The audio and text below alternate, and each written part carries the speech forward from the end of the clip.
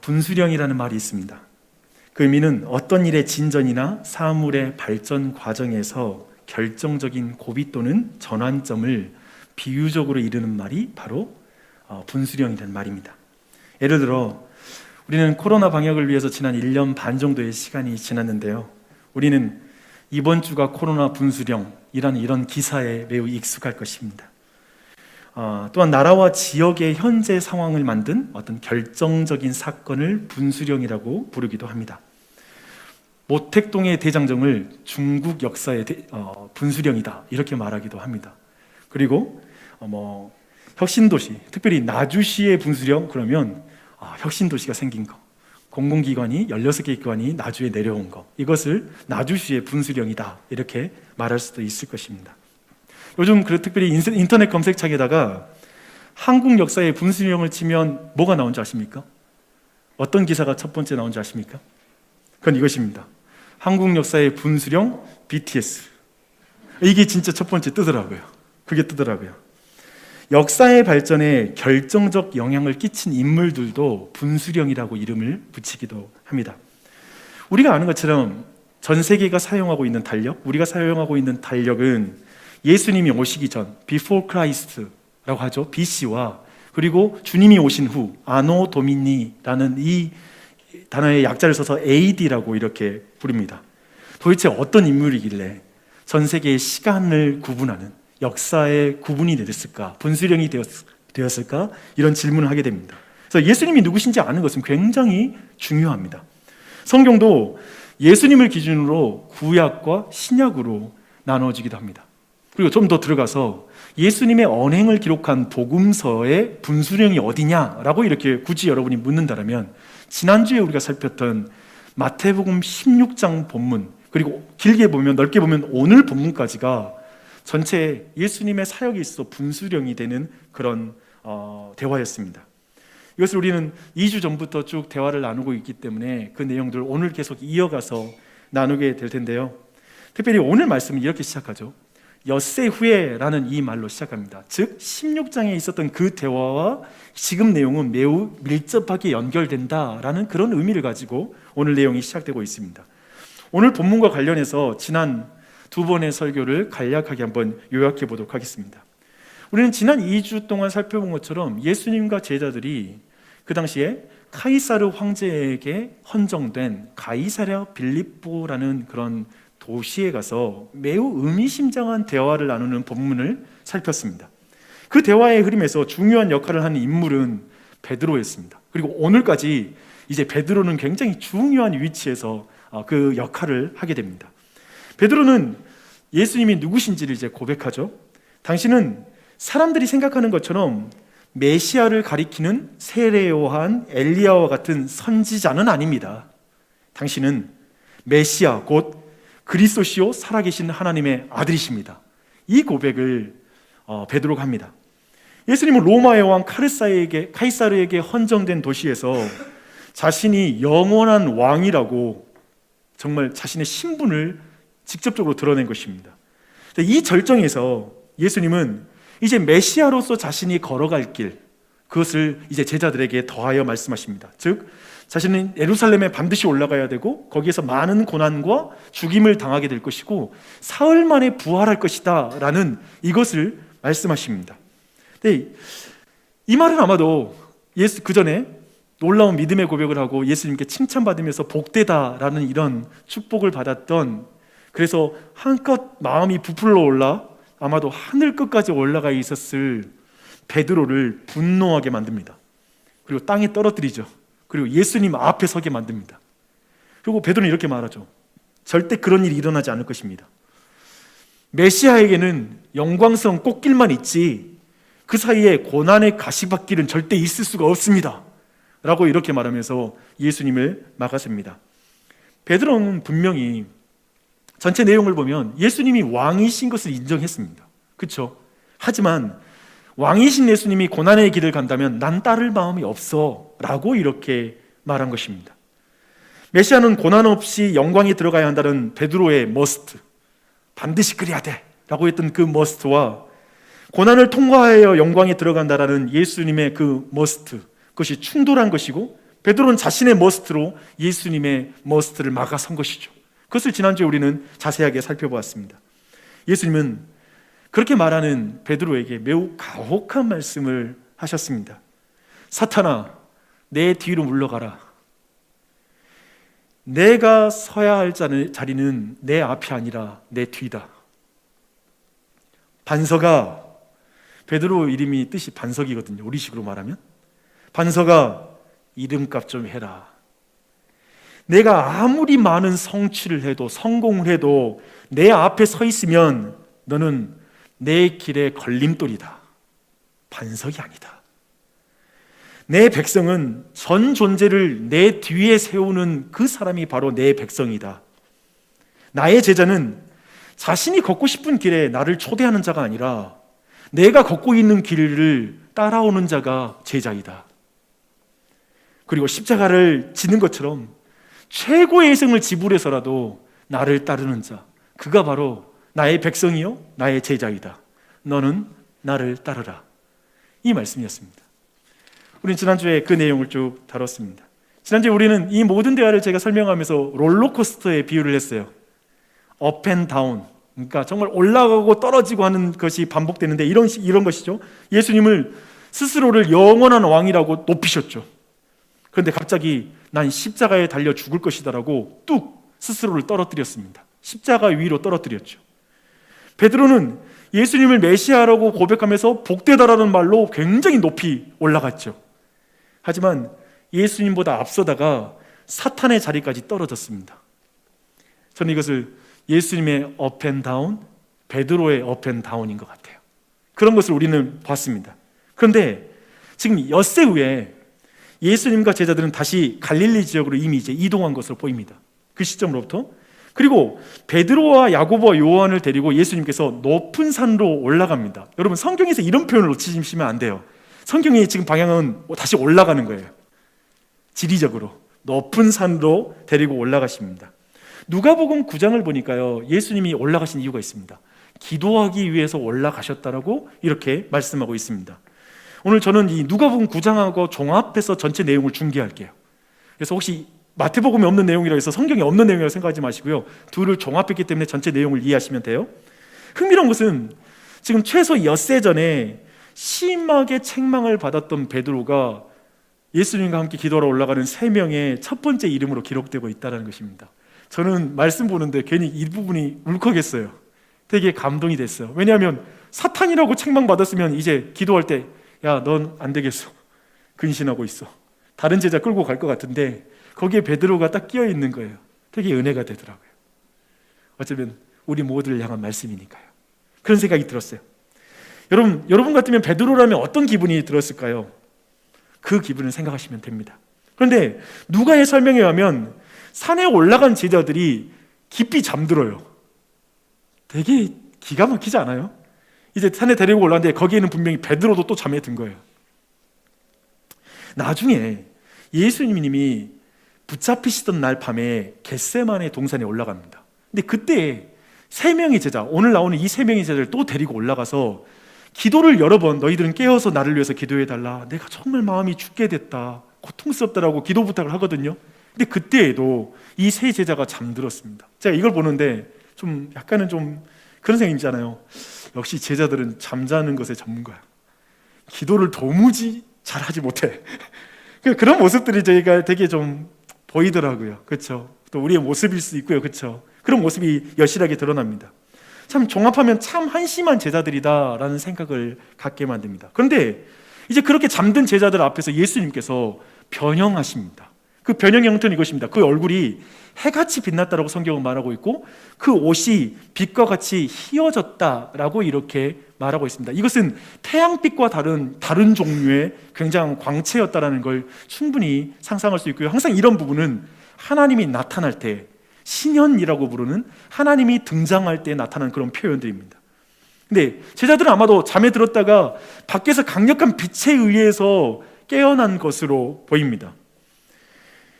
근데 여러분, 그 잠자다가 갑자기 무슨 일이 벌어지면 너무 당혹스러워하잖아요. 오늘날 우리도. 그런데 지금 이 광경은 이 세상에서 볼 수 없는 광경이 벌어지니까 얼마나 놀랬겠습니까? 아마도 막 눈을 떴을 때 우리가 희미하게 먼저 시력이 흐려졌다가 점점 또렷해지는 상황에서 아마 제자들도 눈을 비비면서 이게 뭐지 하고 보다가 예수님만 변형된 것이 아니라 그 옆에 엘리야와 두 사람, 엘리야와 모세가 있는 것을 이제 보게 된 것으로 보입니다. 근데 제 생각에는 그들의 겉모양을 보고 바로 모세다, 엘리야다라고 이렇게 판단하기는 어려웠던 것으로 보입니다.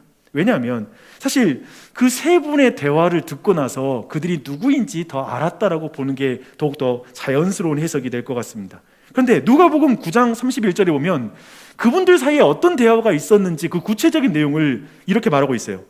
영광 중에 나타나서 장차 예수께서 예루살렘에서 별세하실 것을 말할세라고 말합니다.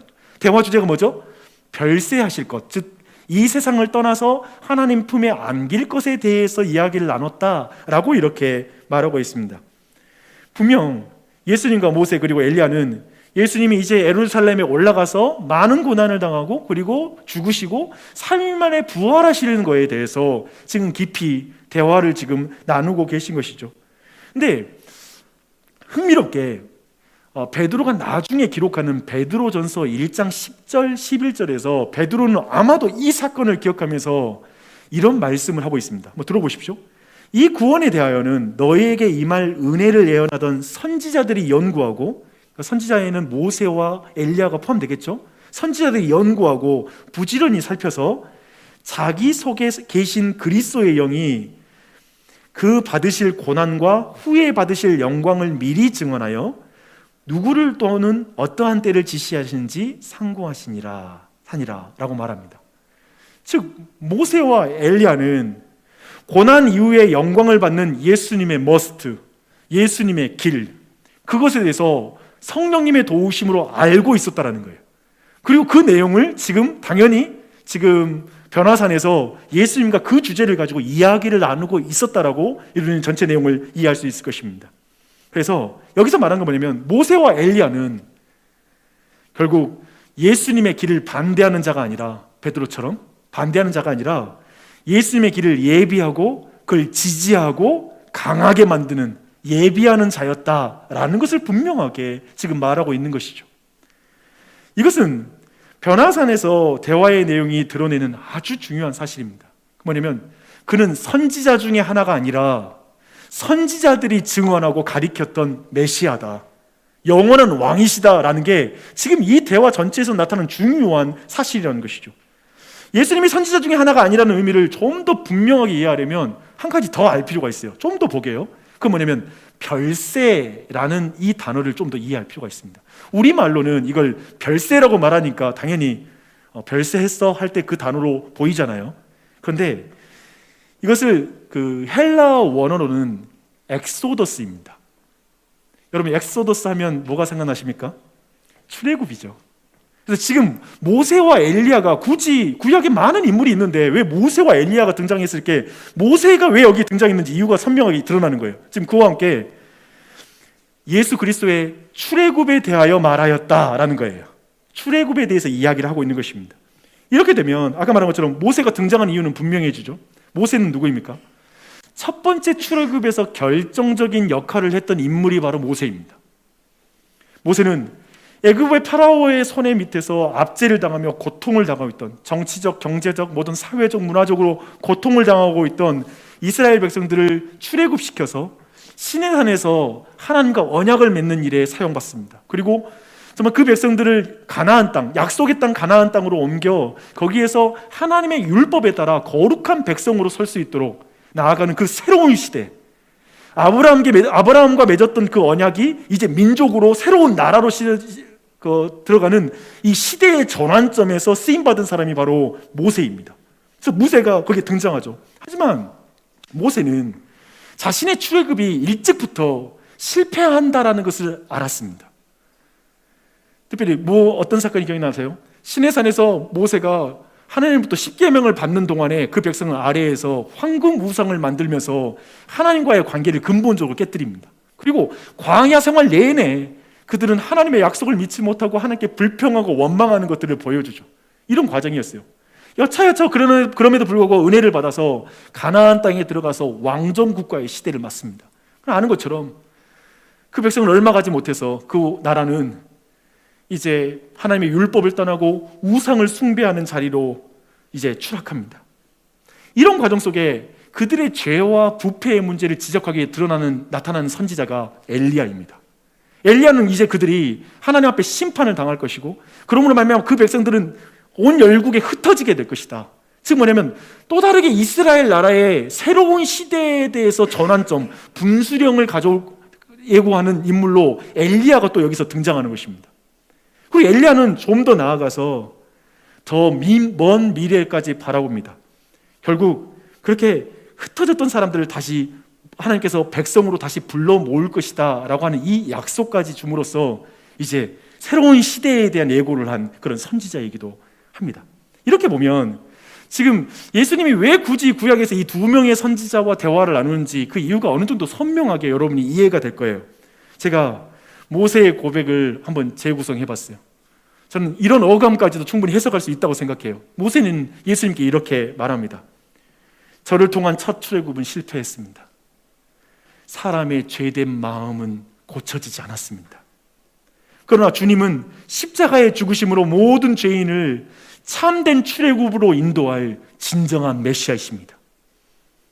십자가를 통과해 이제 주님은 교회의 시대를 여실 것입니다. 지금 그런 이야기를 나누는 것이죠. 엘리야도 이렇게 고백했을 것입니다. 맞습니다. 주님이 이 백성이 당할 심판을 십자가에 대신 당하심으로 이 백성을 죄와 부패한 마음으로부터 돌이켜 하나님께 나오게 하실 분이십니다. 당신은 그런 분이십니다. 모든 흩어진 백성들을 불러 모아 이제 교회를 만드실 것입니다.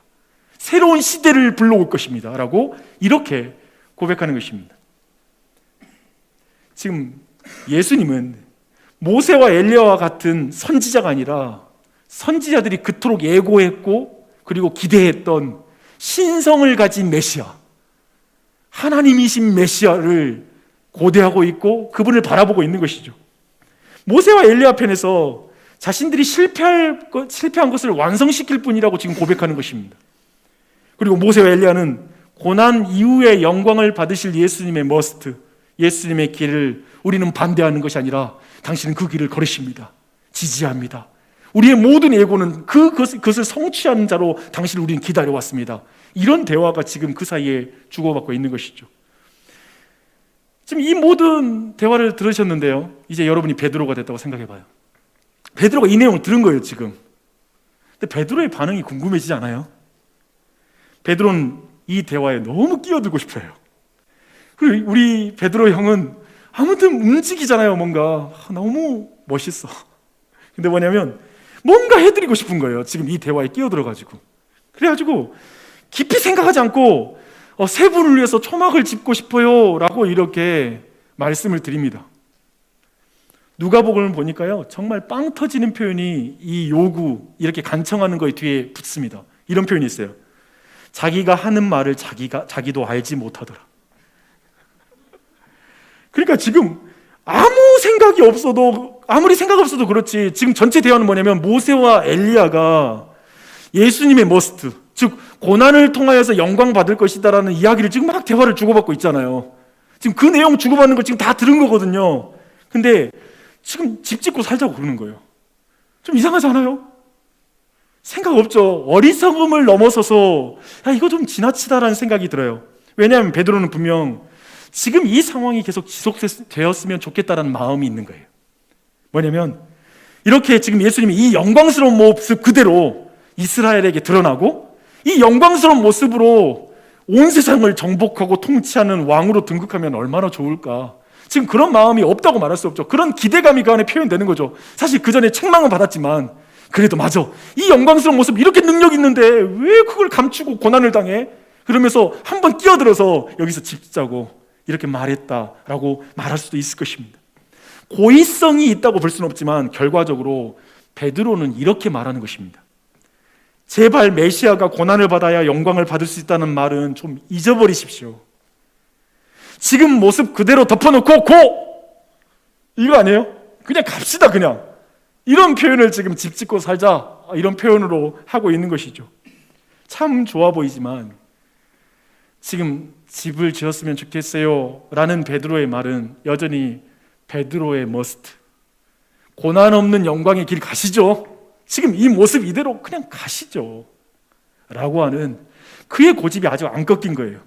놀랍게도 지난번의 대화, 16장의 대화로 베드로가 꺾였을까요? 변화됐을까 했을 때 17장에서 보여주는 첫 장면은 뭐냐면, 아, 베드로가 사람이 잘 안 바뀌는구나. 사람은 보고 싶은 것만 보고 믿고 싶은 것만 믿는 거야. 그런 어떤 사실이 정말 그대로라는 느낌이 들고 있죠. 여러분 어떻습니까? 제가 볼 때 베드로가 지금 이제는 다시 혼나야 될 상황입니다. 사탄아, 내 뒤로 물러가라. 이 말 다시 한번 들어야 될 것 같은 상황이잖아요. 이런 맥락에서 보면. 근데 하나님이 어떻게 하시는지 보십시오. 좀 달라요. 5절에 하나님이 베드로에게 하신 말씀이 나오고 있습니다. 저는 이걸 베드로에게, 그리고 우리 모두에게도 하셨지만, 제자들에게 다 하셨지만, 3명에게 하셨지만, 저는 특별히 베드로에게 했다라고 해석하고 싶어요. 우리는 변화산에서 밝은 조명과 의상 때문에 눈이 멀기 쉽습니다. 그런데 변화산에서의 절정은 흰옷과 광채가 아닙니다. 하나님께서 예수 그리스도에게 하시는 말씀이 제가 보는 절정이에요. 예수님은 이렇게 말씀하십니다. 이는 내 사랑하는 아들이요 내 기뻐하는 자니 너희는 그의 말을 들으라. 이 말씀을 하십니다. 분명히 저는 확신해요. 베드로는 분명히 그 음성 들었어요. 하나님이 이 말씀하시는 거. 이는 내 사랑하는 아들이요 내 기뻐하는 자니. 베드로는 좀 이렇게 들어야 될 것 같아요. 그 이후에 이어지는 말을 이렇게 들어야 될 것 같아요. 베드로야, 제발 그의 말 좀 들어라. 내 사랑하는 아들이요 내가 기뻐하는 자다. 그러니 그의 말을 믿고 예수님 뒤편에 서서 따라가라. 이렇게 말할 수 있을 것입니다. 다시 한번 말씀드리지만 베드로는 그 앞에 있는 제자들의 대표이기도 하고요, 그리고 교회의 대표이기도 하고, 바로 우리라는 사실을 잊지 마십시오. 탁월한 대표가 아니라요, 우리랑 똑같은 대표. 그렇죠? 베드로의 실력은 우리랑 똑같잖아요. 그 똑같다고 생각하면 이 내용들이 그냥 우리 안에 지나가지는 않을 것 같아요. 그런 위치에서 지금 말하는 거예요. 예수님은 하나님이 사랑하시는 아들이라고 말씀하십니다. 이 의미를 지난 몇 주 동안 살펴봤어요. 이 의미는 예수님이 하나님이시다라는 말과 동일한 말이다라고 말씀드렸습니다. 단지 뛰어난 사람, 하나님이 특별하게 사랑해서 만든 창조물, 그리고 인간, 이런 식으로 해석할 수 없다라는 걸 지난 2주 동안 계속 우리가 깊이 있게 이 부분을 살펴봤습니다. 유대인들에게 있어서 하나님의 아들 그리스도는 마치 인간 아버지와 아들이 인성을 공유하잖아요. 내 피로, 내 몸으로 난 아이는 인간이잖아요. 그렇죠? 다른 동물일 수 없죠. 인성을 공유해요, 내 아들은. 그런 것처럼 유대인들에게 있어서 하나님의 아들이라는 표현은 하나님과 신성이라는 본질을 공유하는 아들이라는 말이었습니다. 그래서 예수님께서 자신이 하나님의 아들이라고 말하자 이건 신성모독이라고 말하고, 그것이 죄의 이유가 되어서, 죄목이 되어서 예수님을 십자가에 못 박아 죽였죠. 그런 의미예요. 그래서 약간 우리의 문화로 이게 하나님의 아들, 여러분도 하나님의 아들이고 나도 아들이잖아요. 그렇죠? 하나님의 자녀잖아요. 그런 의미가 아니라는 거예요. 신이라는, 신성을 가진 존재라는 그런 고백이라는 것입니다. 근데 이제 이렇게 성부 하나님이 직접 예수님의 하나님 되심을 증언해 주시고, 베드로에게 예수님의 머스트, 예수님의 길을 너는 따라라, 그 길을 좀 앞서지 말고 그분 뒤에서 그분의 말씀대로 따라가라 라고 이렇게 말씀하는 것으로 오늘 말씀이 마무리가 되죠. 근데 이렇게 하나님이 직접 예수님을 소개하시니 뭐 제자들이 얼마나 두려웠겠습니까? 그래서 성경 보니까 심히 두려워서 땅바닥에 바짝 엎드렸다라고 이렇게 묘사하고 있습니다. 그러니까 지금 앞에는 정말 하나님이신 참된 하나님 아버지의 음성이 있고, 그리고 예수 그리스도를 하나님으로 분명히 말씀하고 있는 거예요. 얼마나 두렵겠어요. 그리고 그분이 직접적 영광을 드러내고 있으니까요. 근데 그도 그럴 것이, 이게 정말 그 사람들에게는 두려운 일이란 것이 왜 그러냐면요, 출애굽 때 시내산이 사실은 시내산에서 오늘 본문의 모든 이미지를 다 가지고 옵니다. 굉장히 많아요. 구름, 영광, 빛, 이런 표현이 시내산에서 가져온 이미지예요. 그런데 출애굽 때 이제 시내산에서 달이 햇빛을 반사하듯이 모세가 이제 산 위에 있다가 내려올 때 그 얼굴이 빛이 난 거예요. 근데 그 빛을 보고 사람들이 두려워서 모세에게 다가가지 못했다는 장면이 나옵니다. 그래서 수건을 가리고 사람들과 말했다라는 그런 본문이 나오게 되는데요. 지금 햇빛을 반사하는 달, 이거 우리 볼만 하잖아요. 두 눈을 보고 보는데 무리 없잖아요. 근데 지금 예수 그리스도는 반사하는 존재가 아니라 발광체인 거예요.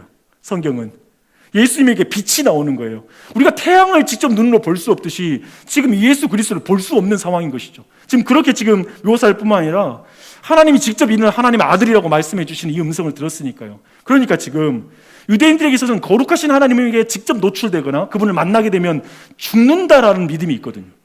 그러니까 얼마나 두렵겠어요. 그렇게 벌벌 떨 때 이제 예수님은 자신의 신성의 영광을 이제 감추십니다. 그리고 제자의 어깨를 두드렸겠죠. 손으로 그들을 만졌다고 말합니다. 그리고 예수님이 이렇게 말씀하세요. 일어나라, 일어나라, 두려워하지 마라. 참 따뜻한 장면이에요, 그렇죠? 이제 하나님이 만지면 다 죽는 거였거든요. 근데 예수님은 만져주실 때 두려워 말고 일어나라. 넌 죽지 않아. 내가 만지고 있기 때문에. 둘이 이렇게 지금 말씀하시는 장면이기도 합니다. 그리고 예수님께서는 이 본 모든 광경, 그러니까 즉 예수님께서 영광 가운데 자신을 드러내신 그 사건, 이것을 자신이 부활할 때까지 사람들에게 말하지 말아라 라고 그 입단속을 분명히 하고 이제 마무리하죠. 근데 이제 영광스러운 예수님이 그대로 유지되기를 바라는 제자들의 환상이 완전히 깨진 것입니다. 그 모습 그대로 고 했잖아요. 근데 그건 완전히 깨진 거예요. 이제 사람으로 완전히 돌아오셨어요. 영광을 완전히 감추셨어요. 그리고 이제 산에 내려갑니다. 산을 내려가는 제자들의 심리는 어땠을까요? 세 사람의 마음. 에이씨, 좋다 말았다. 뭐 이런 기분도 있었을 것 같아요. 그렇죠? 좋다 말았다. 직접 영광스러운 모습을 내가 보지 못했으면 모를까. 예수님의 진짜 그분이 실체가 뭔지를 본 거예요. 그 영광스러운 하나님의 모습을 본 거예요. 보고 나서 이거 눈만 버렸네 이러지는 않았겠지만 이거 이렇게 좋은 걸 이런 영광스러움 보여줬는데 왜 또 인간의 모습으로 무능한 모습으로 땅에 내려가? 이런 마음의 어떤 마음의 감정이 있었을 수 있죠. 그런데 또 그분을 또 말할 수가 없잖아요. 얼마나 답답했겠어요. 고구마 마음을 가지고 내려갔을 거예요. 예수님 말하지 말라고 그러지. 말은 하고 싶지. 이 지점에서 사실 우리 모두가 뒤로 물러나 볼까요? 여기서 근본적인 질문이 하나 나와요. 예수님은 말씀하셨잖아요. 예수님은 메시아로서 반드시 예루살렘에 올라가서 고난을 당하고 죽으시고 3일 만에 부활하시는 것에 대해서 분명히 말씀하셨죠. 근데 왜 변화산에서 예수님께서 자신의 영광을 보여줬을까? 보여주지를 말지. 그렇잖아요. 그랬으면 됐을 텐데. 구약의 대표라고 말할 수 있는 모세와 엘리야를 동원했고요. 그리고 하나님이 직접 예수님이 하나님의 아들 그리스도이신까지 다 말씀하셨어요. 왜 이런 이벤트가 필요할까? 굳이. 그래 놓고는 왜 다시 영광을 감추시면서 이거 보았다는 거 말하지 마? 라고 왜 이렇게 말씀하실까? 라는 그런 생각이 듭니다. 이것은 마치 한여름에 너무 더울 때 아이들에게 아이스크림 꺼내놓고 한 입 베게 하고 다시 냉장고에 넣어버리는 느낌? 이렇게 말해야 될까요? 이런 느낌이 있어요. 그러니까 약간 우리는 그렇잖아요. 좀 영광을 밀고 나가면 좋겠다 생각이 드는 거죠. 근데 그 이유는 내려가는 제자들이 예수님께 한 질문에서 그 답을 우리는 찾을 수가 있습니다. 제자들은 직전에 보았던 엘리야와 관련된 그 마음에 담고 있던 질문 한 가지를 해요. 뭐라고 하냐면 어찌하여 서기관들이 엘리야가 먼저 와야 하리라 하나이까? 라고 이렇게 말합니다. 이 질문은 구약의 마지막 성경인 말라기서 4장 마지막 부분의 말씀의 예언을 말하는 것입니다. 메시아가 오기 전에 엘리야가 먼저 올 것이다. 그가 그의 길을 예비할 것이다 라는 그런 말씀입니다. 예수님은 다시 한번 이제 확실하게 제자들에게 말씀하십니다. 엘리야가 이미 왔다. 그런데 사람들이 그를 알아보지 못하고 그는 고난을 당하고 죽임을 당했다. 그것처럼 인자도 사람들이 알아보지 못하고 죽임을 당할 것이다. 고난을 당할 것이다. 이 말씀을 연결합니다. 이렇게 말함으로 세례 요한도 예수님의 고난과 죽음을 예비하는 자였고, 그 말은 뭐냐면 그 예비함은 예수님의 고난에 대해서 반대하는 것이 아니라 그 자신이 고난을 받고 죽음으로 말미암아 예수님의 길을 예시하고 예비하는 역할을 세례 요한이 수행했다. 베드로야, 그러니 너는 나를 따라라. 너 지금 이 길, 내가 가는 길 막지 말고 지금 세례 요한도 엘리야로서 그 역할을 수행했다. 그도 그렇게 길을 걸어갔다라고 이렇게 말하는 것입니다. 그래서 베드로를 향한 더욱 큰 강조라고 저는 믿어요. 그렇게 해석할 수 있다고 생각해요. 나는 이렇게 영광을 취할 수 있다. 나는 원래 이렇게 영광스러운 존재다라는 걸 분명하게 보여주는 거죠. 그러나 나는 이 영광스러운 존재지만 나 이 영광스러움을 감추고 나는 반드시 고난을 당하고 십자가에 달려 죽고 사흘 만에 부활해야 된다는 걸 더 반복함으로 강조하는 거. 변화산에서 굳이 영광을 보여주면서 하는 것은 뭐냐면 이렇게 영광스러운 존재이지만 난 고난을 당해야 된다라는 걸 다시 한번 강조하는 거. 이것으로서 이 전체 기능을 가진 것이죠. 이제 마지막 정리를 할게요. 전체 이야기였습니다. 사실 오늘 메시지는 그 무대하고 그리고 조명 의상으로 인해서 16장의 내용과는 굉장히 달라 보이는 모습이죠. 그렇죠? 딴 세상에 간 것 같은 본문이에요. 근데 사실 여러분 말씀드리면서 지난주에 들었던 말씀이 계속 반복되고 있다는 생각 안 드세요? 내용적으로는 지난주하고 차이가 크게 없다라는 걸 느끼실 거예요. 기본적인 말씀의 의미는 비슷하기 때문에 그렇습니다. 등장인물 그리고 화자에 있어서 좀 다를 뿐 예수님은 선지자 중에 하나라고 하는 말씀, 그리고 하나님의 아들이신 그리스도라는 말씀, 이거 동일한 메시지고요. 또 한 가지, 그는 메시아이신 그분은 이제 반드시 고난당하고 예루살렘에 올라가 고난당하고 죽으시고 3일 만에 부활한다. 이 메시지도 전혀 변화가 없어요. 그 내용을 지금 이야기하고 다시 한번 반복하고 있는 거예요. 근데 이 내용이 우리에게 계속 더 반복으로 느껴진 이유는 뭐냐면 베드로가 전혀 안 변했다는 사실 때문에 되게 반복으로 또 느껴져요. 그렇죠? 베드로는 여전히 자신의 머스트를 주장하고 있습니다. 그는 고난을 통과하는 영광이 아닌 고난 없는 영광에 대해서 계속 주장하고 있습니다. 그걸 여전히 좋아해요. 그냥 영광스러운 모습으로만 예수님이 이 세상 가운데 드러났으면 좋겠어요. 그냥 산에 머물렀으면 좋겠다 싶습니다. 이렇게 보면 변화산 사건이 기계적인 반복처럼 보여요. 그 앞에 있는 사건과 매우 유사해요. 그런데 제게 있어서 저는 이 부분을 보고 설교를 준비하면서 이건 기계적인 지겨운 반복이 아니라 단순 반복이 아니라 변주라는 사실을 깨닫습니다. 변주는 뭐예요?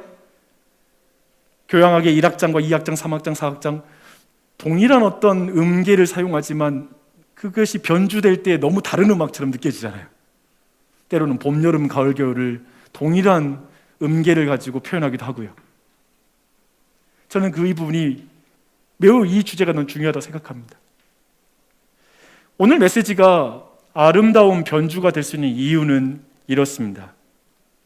저는 우리의 매일의 일상과 어쩌면 7일마다 한 번씩 오는 이 주일, 예배당에 오는 이 예배 행위, 이런 모든 것이 좀 변화산처럼 보이기도 하고요.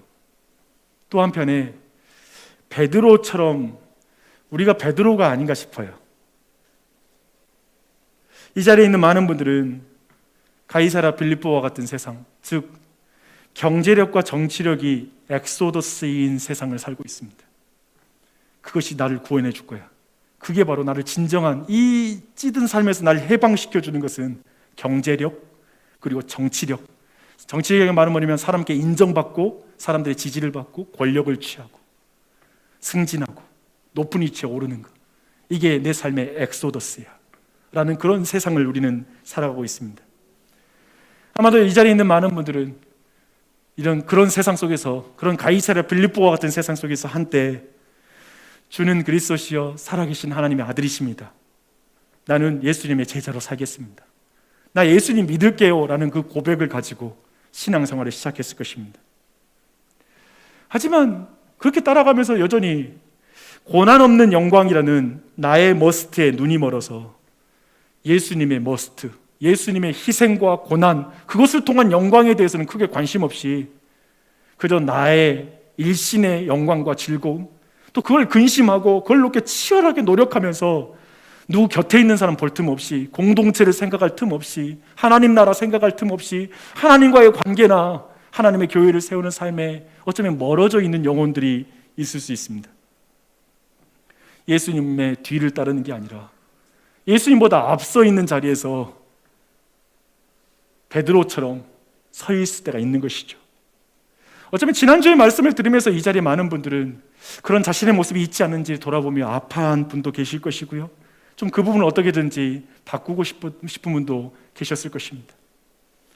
그렇게 나는 예수님이 주님이시요 살아계신 하나님의 아들이십니다, 당신은 창조주요 온 땅을 통치합니다, 나 성경 내용 믿어요. 하지만 내 삶에서는 내가 주인이고 내가 왕이고 내 삶을 내가 창조하는 것처럼 고민하고 근심하고 염려하고 살아가는 그 고백과 삶의 분리라는 거 안에서 자신을 볼 때 되게 힘든 마음이 있는 사람도 있었을 것입니다.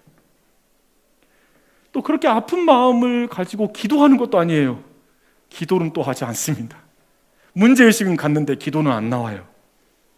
그런 마음을 가지면 주일날에 예배를 드리는 것은 다시 변화산과 같은 어떤 변화에 하나님의 임재와 하나님의 영광을 맛볼 수 있는 예배도 때로는 기계적인 반복처럼 느껴집니다. 그래 뭐 이렇게 은혜 받았자 또 세상 나가면 똑같이 넘어질 텐데 내가 이렇게 은혜 받아 뭐해? 내가 왜 이걸 또 반복하고 있어? 현실에서 어차피 내려가봤자 이 영광, 내가 이 예배당에서 아무리 영광을 맛본들 세상 나가면 똑같은 세상인데 내가 이걸 또 반복하네?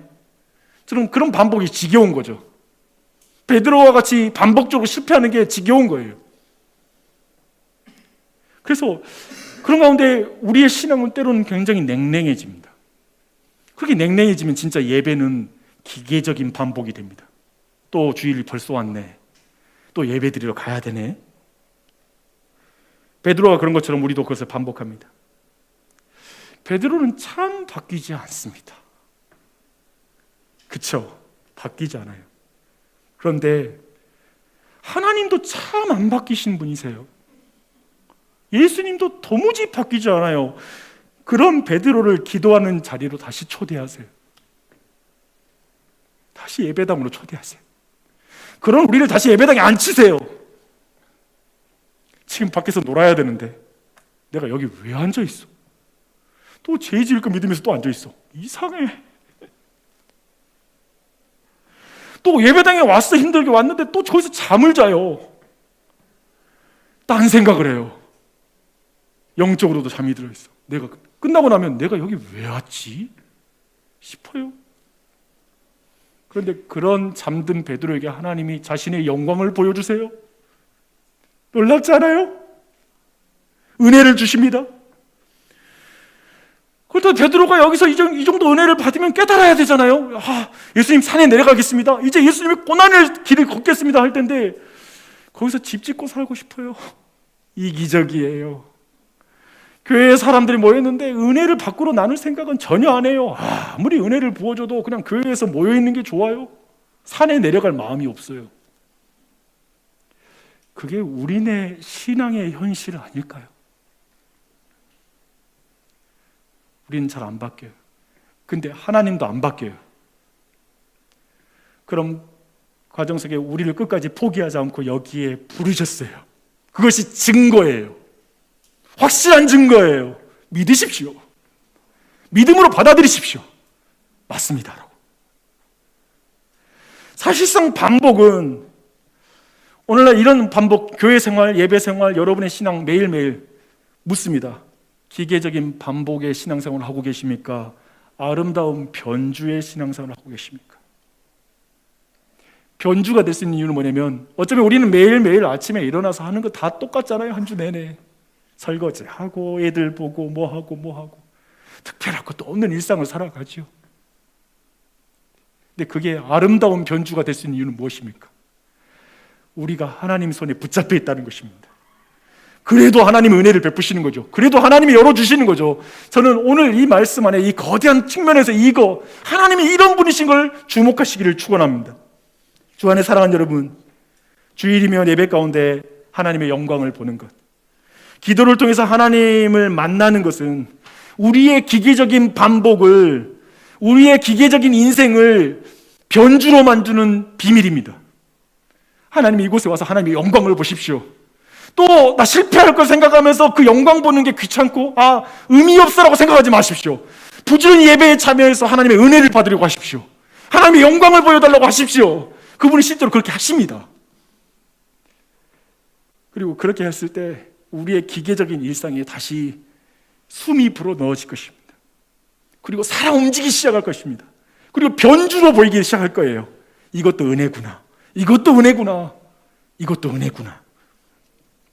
예수님은 그 고난을 통해 얻을 영광이 얼마나 아름다운 것인지 보여주고 계십니다. 바로 영광을 보고 싶은 사람에게는 주일날 맛보는 영광이 간질만 날 거예요. 또 세상 나가면 똑같으니까. 사실 우리에게 그러나 항상 기억하십시오. 예배 가운데 보는 영광, 그리고 주님이 보이시는 영광의 의미는 뭐냐면 그게 그에게 소망이 된다는 것입니다. 이 정도 맛봤는데 나중에 예수님 앞에 서면 얼마나 그 영광이 클까? 예수님 만나면 얼마나 그 아름다울까? 그걸 기대하게 만드는 게 주일이에요. 예배예요. 변화산이에요. 인내하게 만드는 거예요. 나중에 맛볼 영광이 너무 아름다웠으니까. 베드로는 그걸 꿈꾸는 거예요. 죽을 때까지. 십자가에 거꾸로 뜨림을 당하며 죽었다고 말하는데 그는 아마도 그 거꾸로 뜨림 당한 상황에서 내가 변화산에 봤던 예수님 이제 곧 만나겠네? 나 곧 예수님 만나! 라는 것이 그 고난을 이기게 했을 거예요. 히브리서 11장에 믿음의 전당에 있는 모세라는 선배가 우리에게 이렇게 말합니다. 저는 바로의 공주의 아들이라 칭함받는 것을 거절했습니다. 도리어 하나님의 백성과 함께 고난받기를 잠시 죄악의 낙을 누리는 것보다 더 좋아했습니다. 그리스도를 위하여 받는 수모를 애굽의 모든 보화보다 더 큰 재물로 여겼습니다. 저는 상 주신 이를 바라보았습니다. 모세가 바라보는 건 도리어 세상에서 맛보는 영광이 잠시의 것이라고 봐버린 거예요. 그리고 세상의 영광이 잠시 잠깐임을 기억하면서 영원한 영광을 보면서 그 시기를 보낸 거예요. 그러니까 우리도 마찬가지인데 주일날 맛보거나 우리가 잠시 하나님의 영광을 맛볼 때 이렇게 맛보고 세상에서 이렇게, 그게 아니라 그 잠시 맛보는 영광이 나중에 영원히 지속될 것을 믿고 잠시 이 땅의 영광과 이 땅의 삶의 것들을 가벼이 여기며 살라는 것입니다. 세상에서 정치적, 경제적 출애굽만 하면 내 인생이 가장 행복할 것 같은데, 그래서 교회 다닐 때에도 예수님이 내 경제 문제 좀 풀어주고 내 정치 문제 좀 풀어줬으면 좋겠는데, 직장도 좀 좋은 데로 옮겨주시고 좀 이렇게 승진도 하게 해주시고 좀 이런 것에 좀 보상 좀 있었으면 좋겠는데, 그렇게 기대할 수 있습니다. 저는 여러분이 그런 걸 마음껏 기도하세요. 저는 개인적으로 기도하시면 돼요. 문제 없어요. 근데 한 가지 기대합시다. 기억하십시오. 그렇게 기대하는 것에 멈추는 것은 메시아에게 너무 작은 걸 기대한 것입니다. 하나님이신 예수님이 고난을 당하신 것은 우리를 죄와 사망으로부터 우리를 해방시켜서 하나님 백성 삼기 위함입니다. 하나님을 찾게 하기 위함입니다. 그래서 그분이 여러분을 위해서 죽을 수 있는 하나님이 여러분을 위해서 십자가에 달려 죽었습니다. 그 영광의 광채를 보셔야 돼요. 지금 하나님이 영광의 광채를 가진 자가 발가벗겨져서 그 영광은 하나도 볼 수 없는 비참한 모습으로 옷이 망어든 몸이 찢기고 피를 질질 흘리면서 십자가에 달려 죽었습니다. 왜요? 여러분에게 최고의 것을 주려고. 영생, 영원한 생명, 영원한 하나님 나라의 백성, 살아나서나 죽어서나 나의 소망. 그러니 참 하나님이신 하나님의 사랑에 속해서 하나님 나라의 완성을 기다리십시오. 그리고 그 길 참 본향이 있으니까요, 순례자로 그 길을 아름답게 걸으십시오. 할렐루야. 해보지요. 성령님이 도우시고 예수님이 나와 함께 하시고 그분의 사랑에서 그 무엇도 끊을 수 없으니 실패해도 꼿꼿이 일어나고, 베드로를 주님이 어떻게 붙잡으시는데 지금 잠자도 다시 일어나고, 괜찮아, 붙어 있으십시오. 그것이 은혜입니다.